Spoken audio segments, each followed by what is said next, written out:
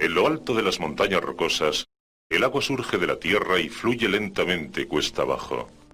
Esto es el comienzo del río Colorado, un joven y poderoso río que ha moldeado gran parte del paisaje del oeste americano.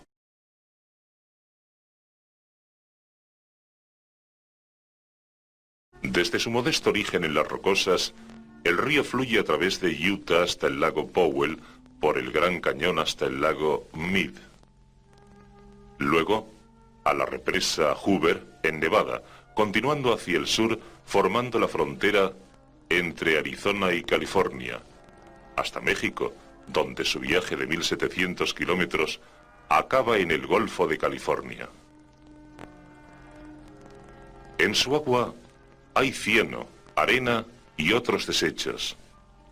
Este sedimento, producto de la erosión de la tierra por la que pasa el río, forma la carga en suspensión de la corriente. El empinado declive del terreno hace que el agua fluya más rápidamente. Al aumentar la velocidad, el agua recoge partículas de rocas que desgastan y pulen las piedras sobre las que pasa el agua. Aquí, donde el terreno es menos empinado, el agua pierde velocidad.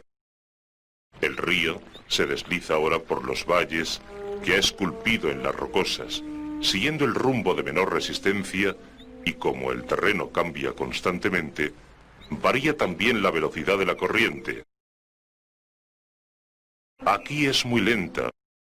Más allá, es un torrente rápido, fuerte y estrecho. La fuerte corriente es turbulenta y permite que el agua mueva desde guijarros hasta enormes piedras. Estas rocas más pesadas son parte del material sólido que arrastra el río, la carga del cauce. Este sedimento lo transportan las fuertes corrientes. Donde se reduce el declive disminuyendo la velocidad de la corriente, el río se ensancha y es más profundo. Aquí, el Colorado y su número cada vez mayor de afluentes recogen aún más sedimentos para transportarlos y depositarlos en otros lugares.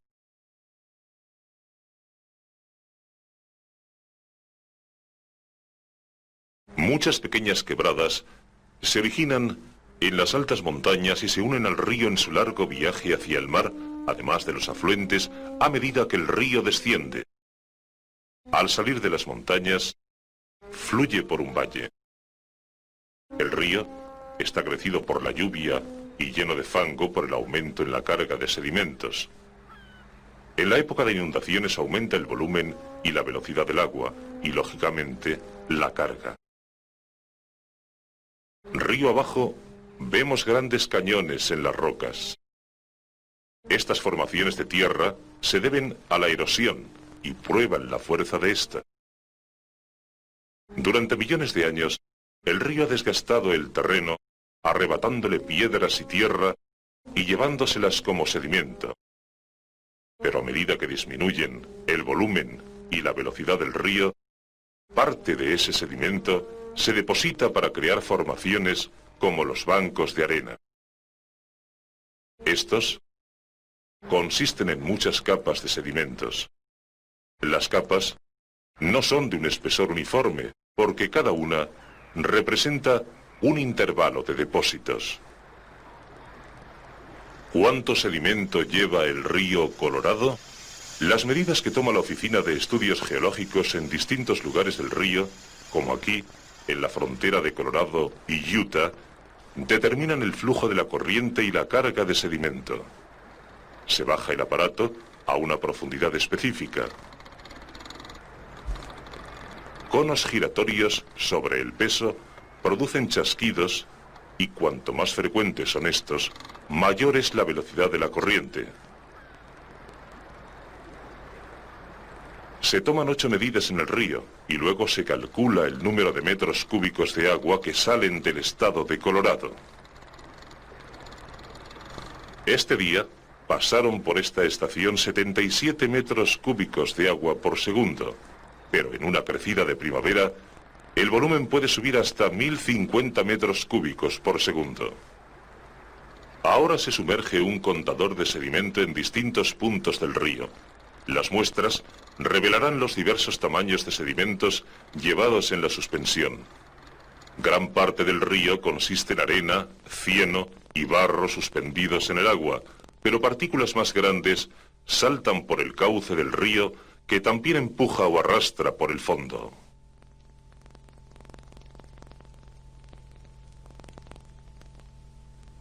Se mide la cantidad de sedimento en cada muestra para determinar la carga de sedimento que lleva el río. Las muestras de hoy indican que por aquí pasan 100.000 toneladas de sedimento cada 24 horas. Durante la crecida aumenta sensiblemente esta cifra.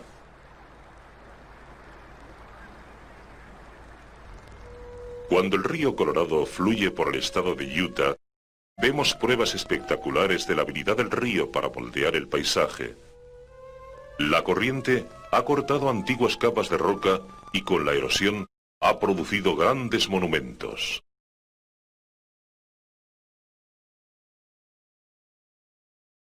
Pero el río también ha aumentado el terreno.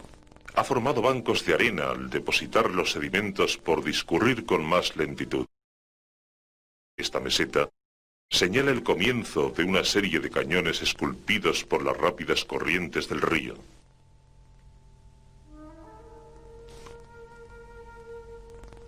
Aquí, la erosión de la corriente ha expuesto una parte de la historia de la Tierra porque estas rocas tienen más de 200 millones de años, pero si se las compara con la historia de la Tierra, de 4.500 millones de años, son relativamente jóvenes.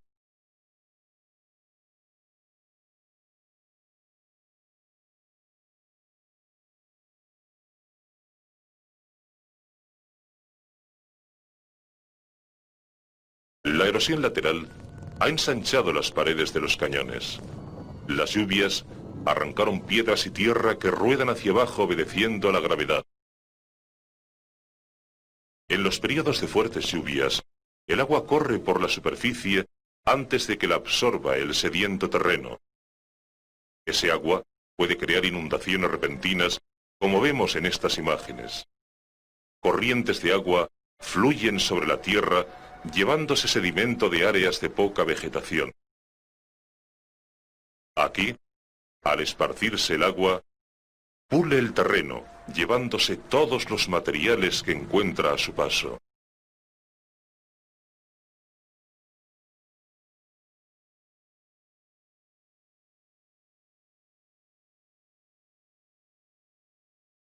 Finalmente, parte del agua fluye hacia quebradas que pueden unirse a un afluente que fluya hacia el cañón. El río Verde es uno de los principales afluentes del Colorado, y donde se unen, vemos la carga de sedimento del fangoso río Verde a la derecha al entrar en el Colorado, a la izquierda. El río Verde trae sedimentos de un área de cientos de kilómetros cuadrados. Además de la erosión lateral y de fondo, los ríos producen erosión hacia adelante. Esto alarga su cauce y puede hacer que un río se una con otro, absorbiendo sus aguas. Esto se llama piratería de corrientes. Además de la naturaleza, la actividad humana también ha alterado el río. En el sur de Utah, han represado el río para formar un lago artificial, el lago Powell.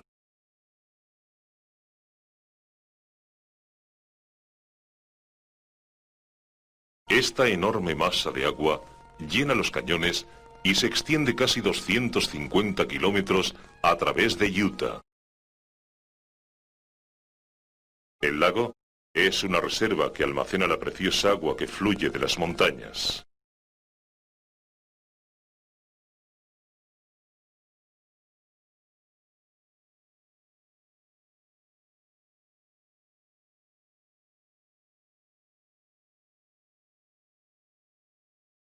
El lago Powell también tiene su punto más ancho cerca de la frontera de Utah y Arizona, donde la presa del cañón Glen interrumpe el viaje del río hacia el mar. Pero parte del agua del río fluye por la represa y continúa su curso. Una vista de satélite muestra la extensa red de cañones esculpidos en la meseta de Colorado. Más pruebas de la habilidad de este río para erosionar. El Gran Cañón del río Colorado es una de las maravillas más espectaculares de la naturaleza. Es también el ejemplo clásico de la erosión de las corrientes de agua y un área de grandeza espectacular. Durante más de 8 millones de años, el río Colorado ha estado esculpiendo un enorme cañón que mide ya unos 350 kilómetros de largo, unos 30 kilómetros de ancho y unos 1.700 metros de profundidad. Las rocas jóvenes, en la parte superior de la pared del cañón, yacen relativamente horizontales, pero en el interior del cañón, junto a la ribera del río, las rocas están muy deformadas y tienen más de 1.000 millones de años. Los geólogos comparan las capas de rocas de las paredes del cañón con las páginas de un libro de historia de la Tierra. En ningún otro lugar del mundo hay un historial tan completo de esta parte de la historia terrestre. El río se interrumpe otra vez cerca del extremo sur del Gran Cañón, donde otra presa forma el lago Mead. Aquí, el río corre más lento y deposita su carga. Corriente arriba, el sedimento decolora el agua, pero río abajo, el agua se aclara. Cada día se depositan aproximadamente 80.000 toneladas de sedimento en el fondo del lago. A este ritmo, el lago estará lleno de sedimentos a finales del siglo XXI. Como muchos lagos se llenan de fango y de otros sedimentos de los ríos, los geólogos consideran los lagos como accidentes temporales del paisaje.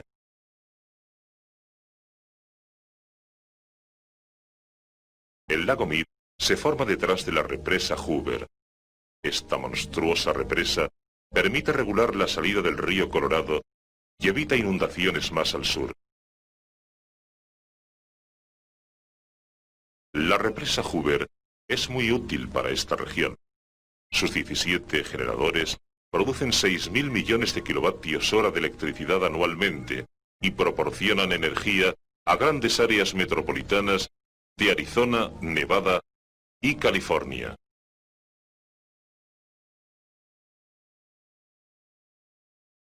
La gente también depende del río para su agua potable. Más abajo de la presa Hoover, recogen el agua 3 gigantescos tubos que atraviesan las montañas y las estaciones bombean grandes cantidades de agua a ciudades como Las Vegas y Los Ángeles. Esta vital provisión de agua ha ayudado a Los Ángeles a crecer como lo ha hecho. Los ríos son vitales al permitir robustecer áridas regiones.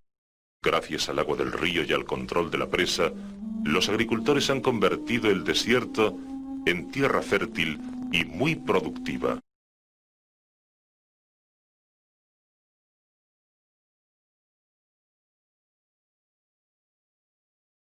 El riego, el fértil terreno desarrollado por los depósitos de sedimento del río y casi todo el año de producción agrícola, han convertido el Valle Imperial en una de las áreas agrícolas más grandes y productivas del sudoeste americano.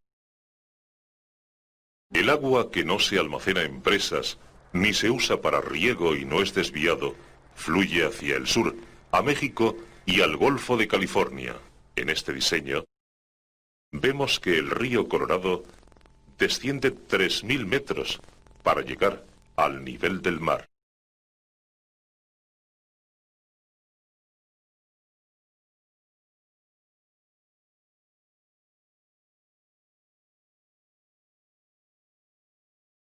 En esta imagen infrarroja de satélite, las áreas rojas y amarillas de la parte superior muestran el fértil Valle Imperial.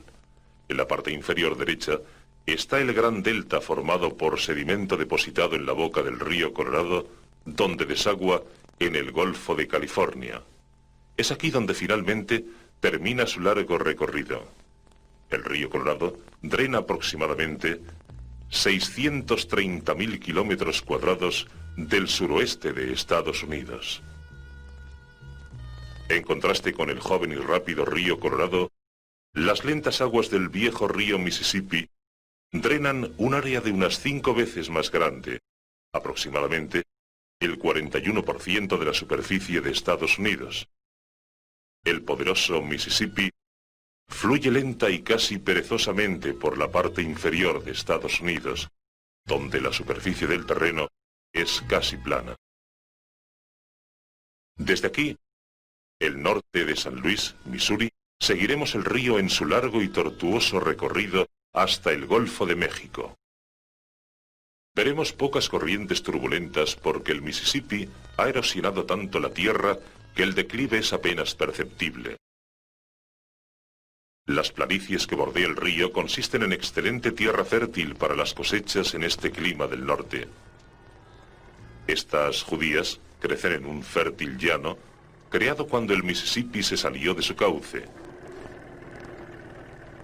Como muchos grandes ríos del mundo, el Mississippi es una importante vía comercial. Los barcos arrastran en ambas direcciones hileras de barcazas que llevan diversos materiales y permiten que los estados del oeste medio tengan acceso a las vías fluviales del mundo.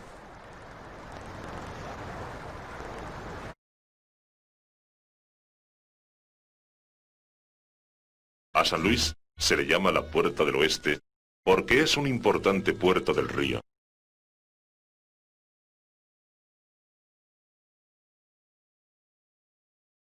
Aquí, el río se encuentra con redes de trenes y carreteras que llegan a todas partes de la nación. San Luis se ha convertido en una gran ciudad por su excelente localización en el Mississippi.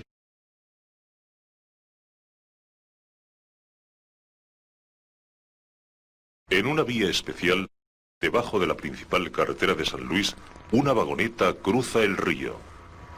Esto permite a la Oficina de Estudios Geológicos estudiar el Mississippi usando los mismos métodos que se emplean en el río Colorado.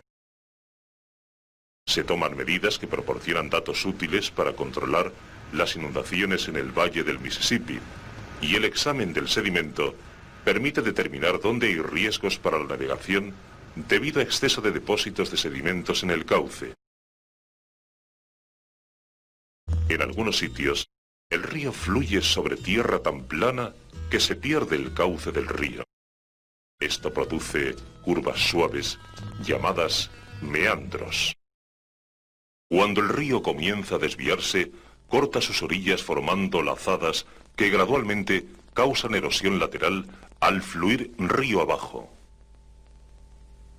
En épocas decrecidas, el agua cubre esta superficie casi plana. En esta imagen infrarroja, de satélite, vemos los meandros del Mississippi.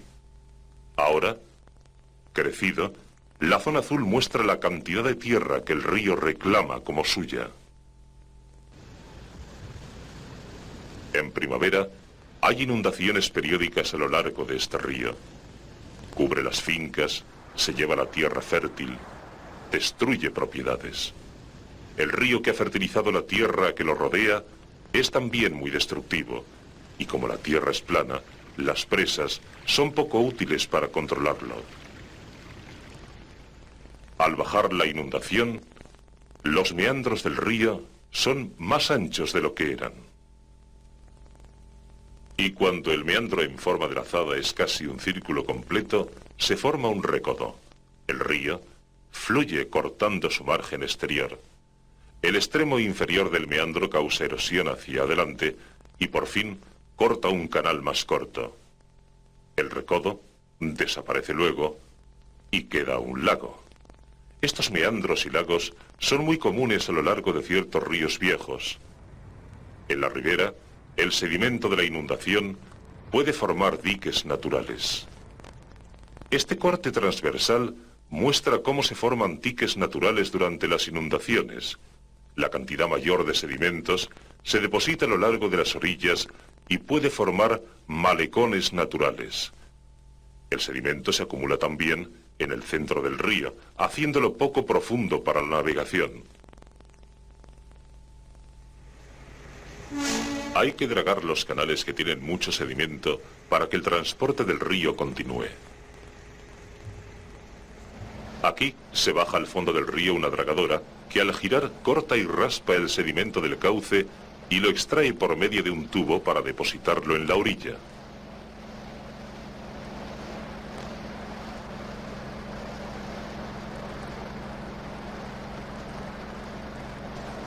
Si no se dragaran las áreas inferiores del Mississippi, el río sería inservible para la navegación y causaría graves inundaciones.